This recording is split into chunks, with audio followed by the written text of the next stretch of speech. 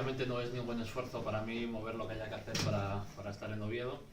Y en fin, es un placer cerrar o participar en esta charla y en esta agenda de actos que estáis organizando desde la agrupación en distintos centros sociales para intentar acercar al conjunto de la ciudadanía la necesidad de votar el 25 de mayo y obviamente como socialistas la necesidad también de que voten al Partido Socialista. Como decía Vicente en el inicio de su intervención, Europa está sufriendo, como bien sabemos, una dura crisis económica, pero también una crisis política de envergadura. Una crisis política que está cuestionando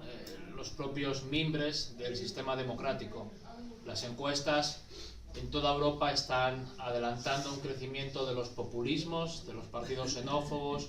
de la extrema derecha en su conjunto, que bien hace peligrar la estabilidad social en el conjunto de Europa. Como sabéis, el partido de Marine Le Pen puede ser la primera fuerza en Francia, el partido de los independentistas del Reino Unido pues están ahí, tienen más de un 20% de los votos. Los auténticos finlandeses van a tener un buen resultado en Finlandia, Alternativa por Alemania va a estar también en el Parlamento Europeo, en Hungría tienen un gobierno populista y todas las encuestas están adelantando que la presencia del conjunto de fuerzas eurohostiles, podríamos decir, en el Parlamento Europeo pueda alcanzar el 30%. La verdad es que hay muchos síntomas que recuerdan momentos de entreguerras en Europa. Una crisis económica profunda,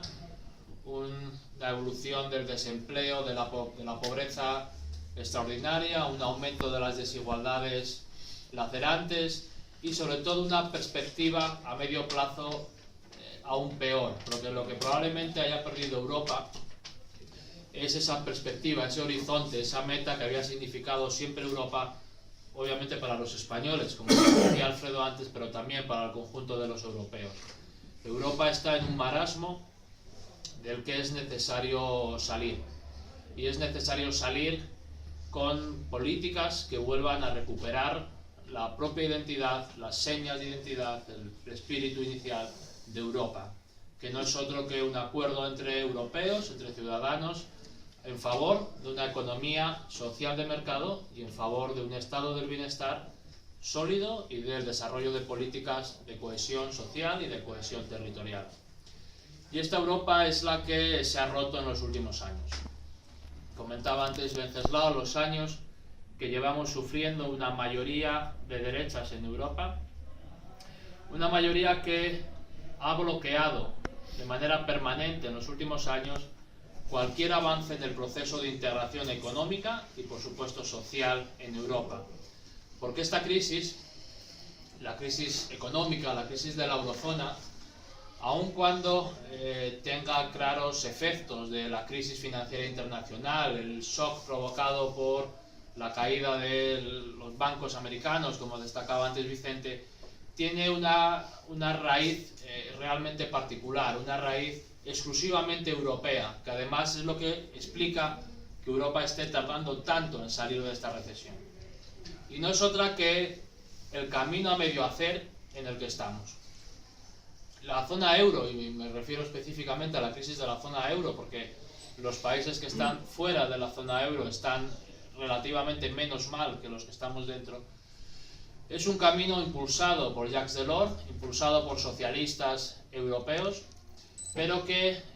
desde finales de los 90, principios de los 2000, quedó paralizado. Aprobamos tener una moneda común, tener un banco central común, pero Europa no tiene un presupuesto común. Y esto no existe territorio, no existe unión económica en el cual una peseta, una moneda, no tenga un tesoro detrás, no tenga un presupuesto que la sostenga. Destacaba Wenceslao que el presupuesto europeo es solo el 1% del PIB y realmente con un presupuesto del 1% del PIB no hay política económica que pueda hacer la Unión Europea para superar esta crisis. Porque podemos discutir si los ajustes fiscales que tengan que hacer los gobiernos pueden centrarse más en subida de impuestos, obviamente que deberían, impuestos progresivos, o rever cómo se puede ajustar el gasto, pero los conjuntos de los países que estamos en una situación complicada, tenemos una deuda pública ya extraordinaria y no deberíamos llevarnos a engaños. El gobierno de España, cuando gobernábamos nosotros, tampoco podía hacer grandes cosas para impulsar la actividad, porque al estar vinculado a una moneda común, cada uno de los países por su cuenta no tiene autonomía fiscal para hacerlo, y no tiene autonomía fiscal porque obviamente compartimos la moneda. Y compartir la moneda significa que las políticas expansivas tiene que hacerlas la Unión Europea, tiene que hacerla la Unión Económica en su conjunto, igual que en Estados Unidos la política expansiva, el impulso del gasto, no lo hacen los estados, lo hace el gobierno federal. O al igual que en el Reino Unido, en su día, la política expansiva no lo hacen Gales, Escocia, no, lo hace el gobierno federal, lo hace el gobierno central. Y Europa necesita un gobierno federal que tenga un presupuesto para impulsar el gasto, para obviamente lograr que economías como la española, como economías como la portuguesa salgan de la crisis. Y para tener un presupuesto comunitario necesitamos impuestos comunitarios, porque obviamente no se trata de que el gobierno de Europa tenga más dinero a costa de no tenerlo los estados, o a costa de que paguemos más los asalariados, los que ya pagamos una parte sustancial de la factura del Estado vía IRPF y vía IVA. De lo que se trata es de que desde Europa, desde un poder político central, desde un poder político con capacidad de coerción, seamos capaces de que las multinacionales, de que los grandes patrimonios, de que los movimientos de capitales paguen impuestos. Porque cada uno de los Estados miembros no tenemos capacidad para hacer tributar a las multinacionales. Porque sabemos que si el gobierno de la nación sube impuestos a las multinacionales, acaban aflorando sus beneficios en otros países. Y sabemos que los grandes patrimonios, que realmente están en todos los sitios, si el Estado, si cada uno de los gobiernos intentara por su propia cuenta, solo desde su propia casa, incrementar esa tributación, pues acabarían moviendo la tributación de un lado a otro. Y por lo tanto, de lo que se trata obviamente es de recuperar el discurso de la justicia social, recuperar la capacidad redistributiva del Estado, pero desde una institución política con capacidad para hacer pagar a los patrimonios. Y esto puede parecer complicado, pero los socialistas lo hicimos. Los socialistas lo hicimos en el siglo XX porque a finales del siglo XIX, principios del siglo XX, no existía un mercado económico en España. Se pagaba el portazgo para entrar en Oviedo a vender, había impuestos locales, las políticas asistenciales las realizaban solo los ayuntamientos y no había un gobierno central que tuviera un presupuesto sustancial, no había un gobierno central que impulsara políticas educativas, políticas sanitarias, que tuviera un sistema de pensiones.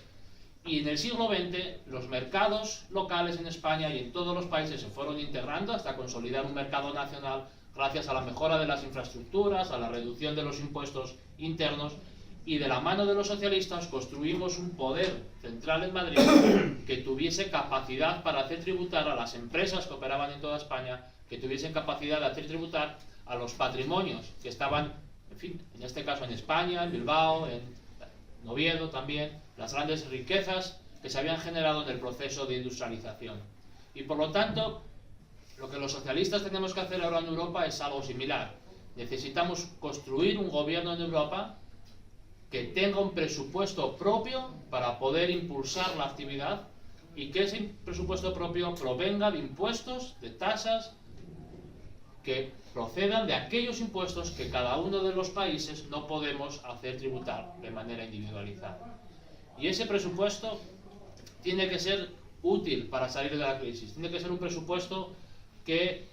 vuelva a invertir en infraestructuras, que invierta en políticas energéticas, que acabemos con, en fin, la ruptura nacional de los mercados energéticos. Después de la crisis de Ucrania está claro que Europa necesita una política energética común, que mejore las redes de telecomunicaciones, que consigamos que en cualquier sitio tengamos acceso al 3G. Ahora que estoy recorriendo Asturias en esta campaña, bueno, estoy descubriendo territorios enormes sin conexiones a Internet, y se necesita un esfuerzo inversor, y ese esfuerzo inversor para modernizar la economía europea en su conjunto, y en este caso la española, va de la mano de un esfuerzo para salir de esta crisis con un impulso fiscal desde Europa. Pero además de para salir de esta crisis, necesitamos europeizar partes sustanciales de nuestra política social. Porque si conseguimos que Europa avance hacia una economía más integrada y con un poder político con capacidad de intervención, todas las demás políticas que van aparejadas a esa integración económica tienen que europeizarse también.